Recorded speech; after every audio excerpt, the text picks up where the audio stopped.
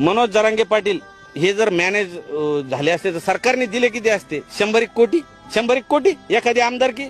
अहो मराठा समाज आज 6 कोटी मराठा आहे.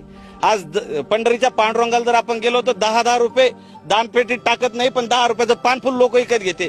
जर 6 कोटी मराठ्यांनी 10-10 रुपये जमा केले तर 60 कोटी मराठ्यांनी मिळून देऊ शकतात. जर 100 रुपये केले तर 600 कोटी होतात, आणि 1000 रुपये जर आम्ही दिले तर 6000 कोटी होतात. कोणतं सरकार आम्हाला विकत घेऊ शकतं?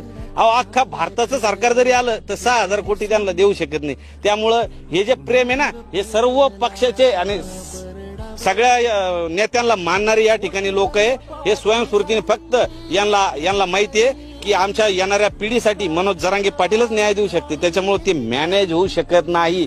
आणि जेवढं इथले लोक ओळखू शकत नसेल तेवढं मी बघतोय गेल्या 1.5 वर्षापासून सावली सारखा त्यांच्या पाठीशी आहे. मी एक ना एक हालचाल माझ्या लाईव्ह चालू असेल, लाईव्हच्या माध्यमातून दाखवलेले. जर मनोज जरांगे पाटील त्यांना ओळखू शकत असेल तर त्यातला मी एक आहे, आणि त्याचा मला सार्थ अभिमान आहे.